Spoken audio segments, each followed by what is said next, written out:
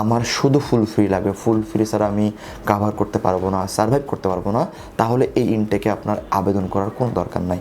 যদি আপনি 3টা অপশনই রাখতে পারেন, like tuition fees free, hostel fees free, tuition fees free অথবা পার্শিয়াল স্কলারশিপ, তাহলে আপনি এই ইনটেকে কিন্তু আপনি মাথায় রেখে আগাতে পারেন এবং আপনি কিন্তু অ্যাডমিশন পাবেন। এটা হলো স্কলারশিপের ব্যাপারটা। তার মানে আপনার পকেটে এখন বাজেট রাখতে হবে। এখন আমাদের কাজ হলো অ্যাপ্লিকেশন করা। আমরা সবগুলোতে অ্যাপ্লিকেশন করবো, যেখান থেকে আপনার অ্যাডমিশন আসে সেখানে আপনাকে যেতে হবে। এমন যেন না হয় অ্যাপ্লাই করলেন, দিন শেষে পরিশ্রম করলেন, খরচ করলেন, সময় নষ্ট করলেন, অ্যাডমিশনই পাইলেন না। এমন যেন না হয়। এমন যেন হয় একাধিক জায়গাতে আপনি অ্যাডমিশন পান, দেন দিন শেষে আপনি বিবেচনা করে নেন which one is best for you. Second option রাখতে হবে সাবজেক্ট বা মেজরের ক্ষেত্রে। আপনি ডিপ্লোমা, ব্যাচেলার যেটা জান না কেন, আপনার সাবজেক্ট অবশ্যই একটা প্রেফারেন্স থাকবে যে আমি কম্পিউটার সায়েন্স পড়বো। এখন কম্পিউটার সায়েন্সের সাথে আপনাকে হয়তো বা রাখা লাগতে পারে আর্টিফিশিয়াল ইন্টেলিজেন্স, সফটওয়্যার ইঞ্জিনিয়ারিং। যারা মেকানিক্যাল শিক্ষার্থী তাদের রাখা রাখতে পারে মেকাট্রনিক্স অথবা ইলেকট্রিক্যাল হলে মেকানিক্যাল, অটোমেশন।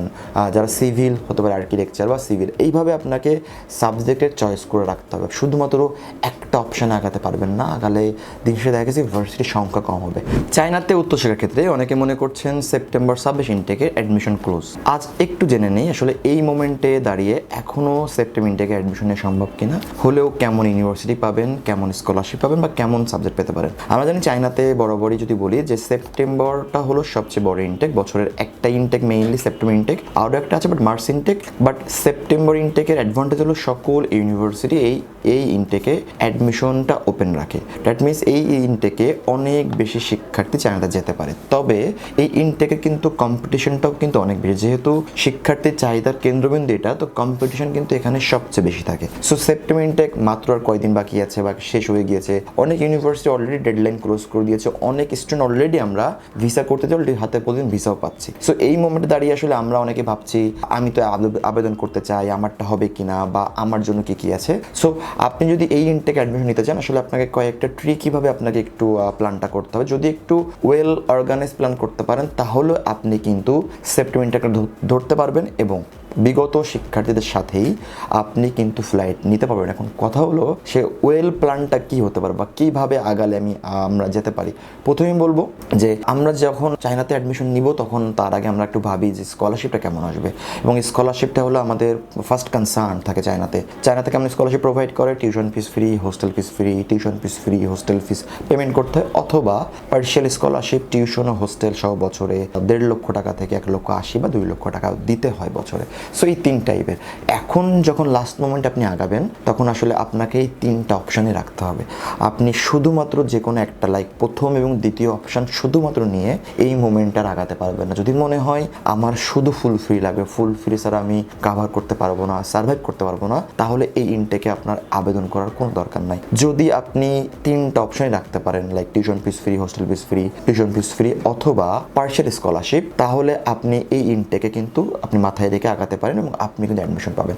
এটা হলো স্কলারশিপের ব্যাপারটা। তার মানে আপনার পকেটে এখন বাজেট রাখতে হবে। এখন আমাদের কাজ হলো অ্যাপ্লিকেশন করা। আমরা সবগুলোতে অ্যাপ্লিকেশন করবো, যেখান থেকে আপনার অ্যাডমিশন আসে সেখানে আপনাকে যেতে হবে। এমন যেন না হয় অ্যাপ্লাই করলেন, দিন শেষে পরিশ্রম করলেন, খরচ করলেন, সময় নষ্ট করলেন, অ্যাডমিশনই পাইলেন না। এমন যেন না হয়। এমন যেন হয় একাধিক জায়গাতে আপনি অ্যাডমিশন পান, দেন দিন শেষে আপনি বিবেচনা করে নেন which one is best for you. Second option রাখতে হবে সাবজেক্ট বা মেজরের ক্ষেত্রে। আপনি ডিপ্লোমা, ব্যাচেলার যেটা জান না কেন, আপনার সাবজেক্ট অবশ্যই একটা প্রেফারেন্স থাকবে যে আমি কম্পিউটার সায়েন্স পড়বো। এখন কম্পিউটার সায়েন্সের সাথে আপনাকে হয়তো বা রাখা লাগতে পারে আর্টিফিশিয়াল ইন্টেলিজেন্স, সফটওয়্যার ইঞ্জিনিয়ারিং। যারা মেকানিক্যাল শিক্ষার্থী তাদের রাখা রাখতে পারে মেকাট্রনিক্স অথবা ইলেকট্রিক্যাল হলে মেকানিক্যাল, অটোমেশন। যারা সিভিল হতে পারে আর্কিটেকচার বা সিভিল। এইভাবে আপনাকে সাবজেক্টের চয়েস করে রাখতে হবে। শুধুমাত্র একটা অপশানে আগাতে পারবেন না, আগালে দিন শেষে দেখা গেছে ভার্সিটির সংখ্যা কম হবে। আমাদের কাজ কিন্তু এমন না যে একটাতে আবেদন করলে আমার হয়ে গেল, এই গ্যারান্টেড অ্যাটলিস্ট আমরা দিতে পারি না। আমাদের কাজ হলো অপশন তৈরি করা। আপনার জন্য আমরা একাধিক জায়গায় অ্যাপ্লিকেশন করব এবং যত বেশি অ্যাপ্লিকেশন করতে পারবো তত বেশি অ্যাডভান্টেজ পাবো। সো আপনাকে বুঝতে হবে অপশনটা আপনাকে দিতে হবে। সো মাথায় এই সেটআপটা রাখতে হবে। তৃতীয় অপশন আপনাকে রাখতে হবে যে ভার্সিটি র্যাঙ্কিং। সবাই চায় একটা ভালো র্যাঙ্কিং ভার্সিটি। আসলে চায়নাতে ওইভাবে আসলে যাওয়ার পরে আসলে শিক্ষার্থী বুঝতে পারে র্যাঙ্কিং ম্যাটার করে না। চায়নাতে 3200 ভার্সিটি আছে। সকল ভার্সিটিকে ফরেনার শিক্ষার্থী নেয় না, হাতে গোনা 500-700 ভার্সিটি তো ফরেনার শিক্ষার্থী নেয়। সো সবারই কিন্তু একটা মিনিমাম স্ট্যান্ডার্ড মেনটেন করার পরেই নিতে হয় ফরেনার শিক্ষার্থী। সো আপনাকে এই সময়ে শুধুমাত্র ওই ওয়ার্ল্ডের 500 র্যাঙ্কিং ইউনিভার্সিটি দাও 1000 র্যাঙ্ক ইউনিভার্সিটি দাও, এইভাবে আগালে হবে না। যতগুলো অপশান আছে সেটা হতে পারে 500, 2000, 1000, 1500, 3000, সবগুলোতে আপনাকে আগাতে হবে, সবগুলোতে অ্যাপ্লাই করতে হবে। এবং আমি বলবো এখন অ্যাপ্লিকেশন নিচ থেকে শুরু করবেন, লাইক লো র্যাঙ্ক থেকে অ্যাপ্লিকেশন করা শুরু করবেন। এবং দেখা গেছে দিন শেষে যদি আপনার একাধিক চলে আসে, আপনি কিন্তু কম্পেয়ার করে ভালোটা নিতে পারবেন। এমন যেন না হয় যে আপনার অ্যাডমিশন আসলো না। দেখেন দিন শেষে চায়নার অ্যাডভান্টেজ হলো ভিসাটা অ্যাসিওর, ভিসাটা মোটামুটি হাতে থাকে, বা 99.9% ভিসার রেশিও। সো অ্যাডমিশনটা পাওয়া চ্যালেঞ্জিং। চায়নাতে ভিসা আমরা আবেদন করি একটা কনসার্ন থেকে, বা রিজেকশন তো খাবো না, অ্যাটলিস্ট ভিসা পাবো। বাট আপনার ভিসা তো আগে তো হলো অ্যাডমিশন কয়জন পাচ্ছি এই বছর যদি বলি, মোরাল অফ দ্য স্টোরি হলো এই বছর অ্যাডমিশন পাওয়ার চান্সেস হলো 40 to 60% সর্বোচ্চ। তার মানে 100 জন শিক্ষার্থী থেকে 40 থেকে 60 জন শিক্ষার্থী অ্যাডমিশন পাচ্ছে, বাকিরা পাচ্ছে না। সবাই কিন্তু চাচ্ছে চায়না যেতে। দ্যাট মিনস অ্যাডমিশন যদি চ্যালেঞ্জ, সো অ্যাডমিশনের ক্ষেত্রে যত সম্ভব অপশন তৈরি করবেন। সো যদি এইভাবে আগাতে পারেন, লাস্টে যদি আরেকটু বলি সিটি, আগের মতো এখন আর ওই সিটি চিন্তা করবেন যেমন ন্যানজিং লাগবে, শ্যাংডং লাগবে, গুয়াংজু লাগবে, বেইজিং লাগবে, এমন চিন্তা করবেন না। এখন একটা ভাস রাখবেন যে ভাই আমার অ্যাপ্লিকেশন করেন, দিন শেষে আই উইল ডিসাইড ভার্সিটি কোনটা ভালো, সাবজেক্ট কোনটা ভালো, সিটি কোনটা ভালো, টাকা কোনটাতে কম। এভাবে যদি চিন্তা করেন তাহলে এই ইনটেকের আপনি কিন্তু এখন অ্যাডমিশন নিতে পারবেন, এবং আপনি পুরাতন শিক্ষার্থীদের সাথেই কিন্তু চায়নাতে একই ফ্লাইটে চায়নাতে যেতে পারবেন। চায়না নিয়ে যদি আরও যদি প্রশ্ন থাকে, জানার থাকে, চাইলে আমাদের অফিসে আসতে পারেন, কথা বলতে পারেন। আমরা ওয়াইডার কনসালটেন্সি 7 বছরের সময় চায়না বিভিন্ন ইউনিভার্সিটি স্কলারশিপে কাজ করে আসছি। আশা করি আপনার উচ্চশিক্ষার জার্নি WWDC সাথে শুভ হবে। ভালো থাকবেন। আসসালামু আলাইকুম।